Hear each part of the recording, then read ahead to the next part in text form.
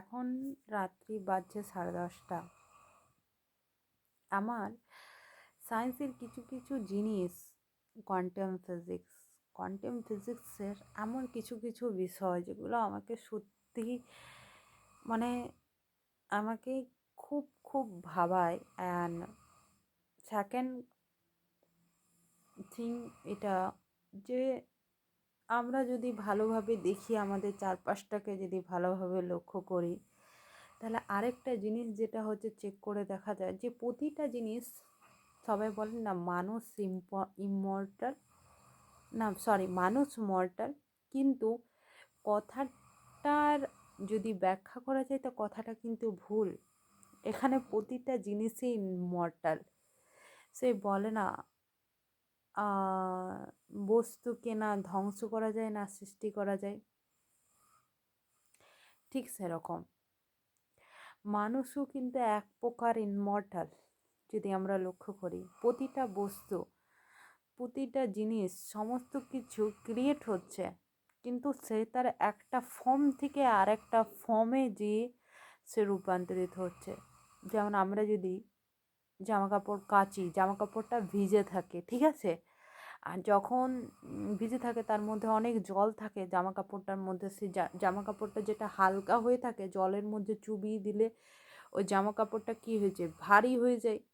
তার মধ্যে কিসের ওয়েট থাকে, জামা কাপড়টা জামা কাপড়ই আছে, কিন্তু যে ওয়েটটা বেড়ে যায় সেটা কিসের বেড়ে যায়, জলটা থাকে।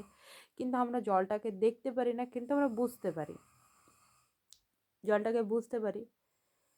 কিন্তু ওই জলটাকে যখন আমরা রোদে রেখে দিই, জামা কাপড়টাকে যখন আমরা রোদে রেখে দিই, তখন ওই জলটা কী হতে থাকে, আস্তে আস্তে বাষ্প হতে থাকে, ধোঁয়ার আকারে সেই জামা কাপড় থেকে সেই জলটা বেরিয়ে যায়। সে বেরিয়ে যায় জলটা, আর জামা কাপড়টা ছেড়ে দেয়, জামা কাপড়টাকে সে জলটা ছেড়ে বেরিয়ে যায়, আর সেটা একটা বাষ্পের আকারে পরিণত হয়ে যায়, আর পুনরায় আবার সেটা রিসাইকেল হয়ে কিন্তু সেটা আবার জলে পরিণত হয়ে আসে, কিন্তু সেটা ডিস্ট্রয় হয় না। আমরা দেখি জামা কাপড় থেকে জলটা চলে গেছে মানে ও তার ফর্মটাকে চেঞ্জ করে দিয়েছে, জলটা তার ফর্মটাকে চেঞ্জ করে সে বাষ্পে হয়ে গেছে, আর বাষ্প হওয়ার পর থেকে সে জামা কাপড় থেকে সরে গিয়েছে, আর সেটা অন্য আবার সে মেঘ রূপে, আবার সে ভারী, আবার সে বৃষ্টি রূপে, আবার এই পৃথিবীতে কোনো রকমভাবে সে আবার ক্রিয়েট হবে। মানুষও তাই। সেটা আমি নয়, আমার মনে হয় যে matter can not be destroyed, একটা লাইন আছে না, matter can not be destroyed, matter কোনোভাবেই ধ্বংস করা যেতে পারে না, matter can not be create, matter can not be destroyed. হ্যাঁ, আমরা তাদেরকে একটা রূপ থেকে আরেকটা রূপে পরিণত দিতে পারি, ঠিক সেরকম আমরা যদি জীবনের প্রতিটা জিনিসকে দেখি, তো প্রতিটা জিনিসই কিন্তু একটা রূপ থেকে অন্য রূপে সে সৃষ্টি হচ্ছে, সে কিন্তু সম্পূর্ণভাবে ধ্বংস হচ্ছে না।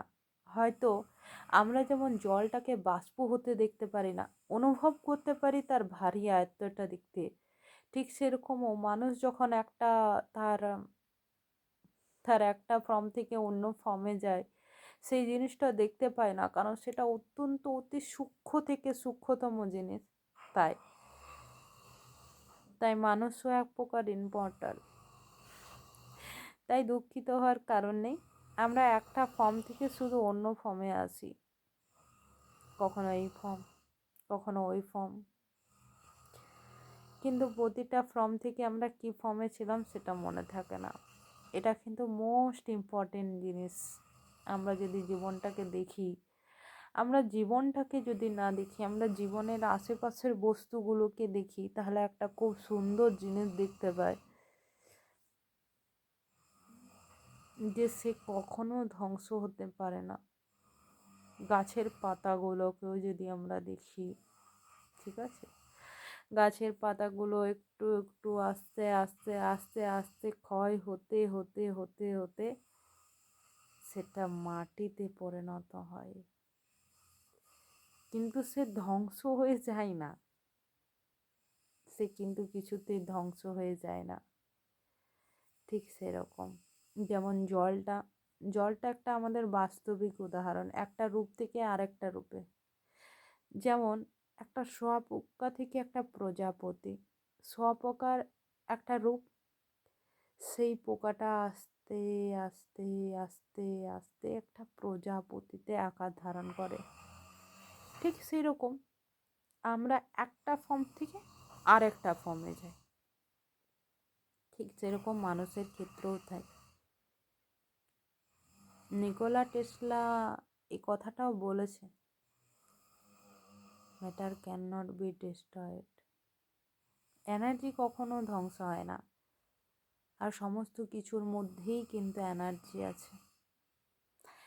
ইভেন বিজ্ঞানীরা একটা আপেলকে ভেঙেছে, আপেলটাকে পুরো সম্পূর্ণভাবে ভেঙে দিয়েছে, কিন্তু তার মধ্যে অ্যাপেলটা যে সৃষ্টি হয়েছে তার মধ্যে মূল যে কারণটা ছিল সেটা হচ্ছে এনার্জি।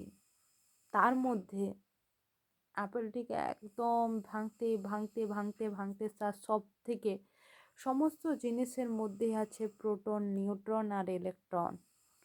ঠিক আছে, সেই সমস্ত কিছুকে ভেঙে যখন বিজ্ঞানীরা দেখছে তার মধ্যে হচ্ছে এনার্জি আছে, এনার্জি।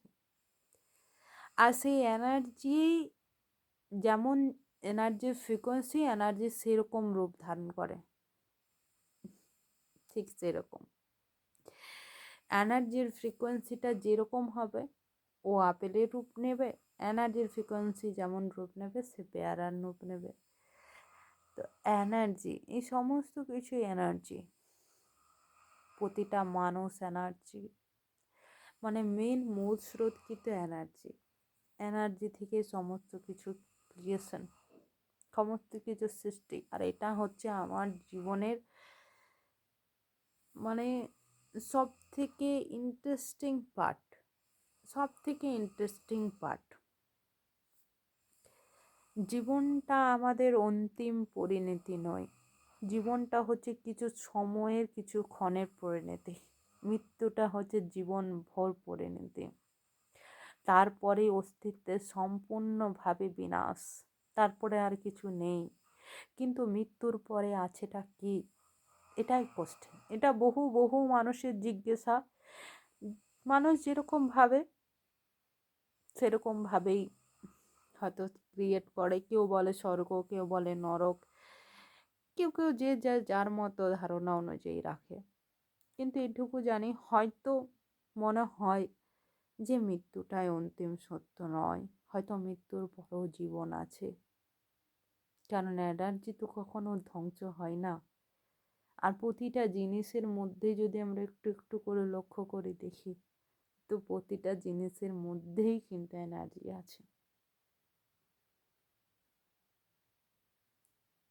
আমরা যে খাবারটা খাই সেটাও কিন্তু আমাদের শরীরে একটা এনার্জি দেয়, আর এনার্জি থাকে বলেই আমরা সমস্ত কিছু কাজ করতে পারি, তাই না? তো এনার্জির আলাদা আলাদা ফর্ম হতে পারে। ঠিক সেরকম আমরা হয়তো এক রূপ থেকে অন্য রূপে যাচ্ছি, বা আত্মাই কিভাবে ক্রিয়েট হচ্ছে, একটা বিরাট বড় কোশ্চেন সেটা। এই যে এত এত ইমোশন, সবাই বলে আমরা একে অপরের সাথে কানেক্ট, তো এই যে কানেকশনটা, এই যে আলাদা আলাদা চিন্তা ভাবনা, এই যে আলাদা আলাদা ইমোশন, সেই ইমোশনটা কিভাবে ক্রিয়েট হচ্ছে, কিভাবে তার উৎস কি, এই সমস্ত কিছু ভাবায় এখন পর্যন্ত আপাতত এই পর্যন্ত।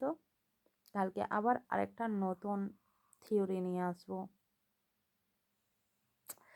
पागलपंती जरूरी है, मेरे साथ रहना, जिंदगी पागल बन जाएगी। पागल मतलब आप पागल हो जाओगे, जिंदगी बिंदास बन जाएगी। Bye, good night, sweet sweet dream.